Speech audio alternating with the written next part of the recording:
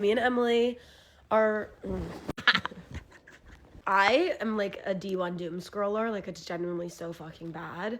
And for 2026, I decided I want to be more off my phone. Less on my phone, more off my phone. I don't know, it's a weird conjugation. So after an hour in the bookstore and like going back and forth with ChatGPT, these are what we landed on.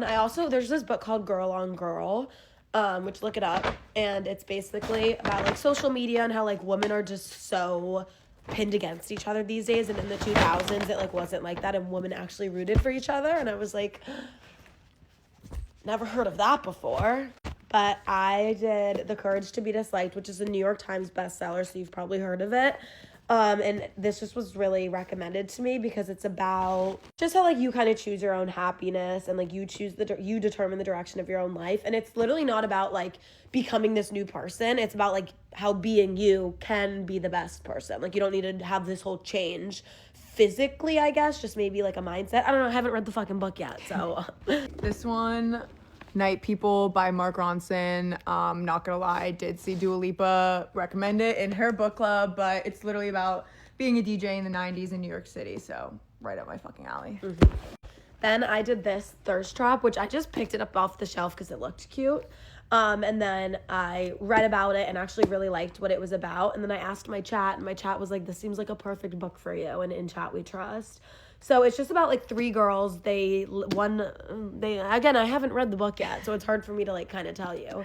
But they live in London, and it's just very like, chat said it was very relatable for me because they're all my age, just trying to figure it out, like party girls Like trying to figure it out, all this relationships, being in your 20s, and I'm like, that's I will me. be stealing that. Yeah, after. we're gonna share all these books.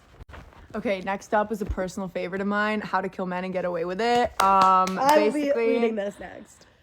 He was following me, that one guy from the club that wouldn't leave me alone.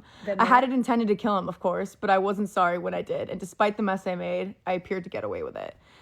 That's when my addiction started. I've got a taste for revenge, and quite frankly, I'm killing it. Which was like funny.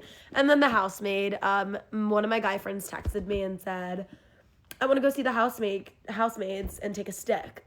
And none of my guy friends want to do that with me. And I was like, my dream date. And he was like, yeah, sounds like a Davis activity. So I figured before I, take a stick and go and watch the movie, it'd be beneficial to read the book. So this is also a bestseller. You've probably seen it. And then last but not least, this one called Lucky Girl. I don't know. It's kind of similar to this, in a way. This was the first book that I gravitated towards, I'm not gonna lie, because it just seems a little too close to home. It's this girl from Boston. She got thrown into, like, all this bullshit fame and makes a lot of mistakes, so She's kind of dealing with fame in her 20s, so we could learn from it. So yeah, if you want to join our book club, let us know.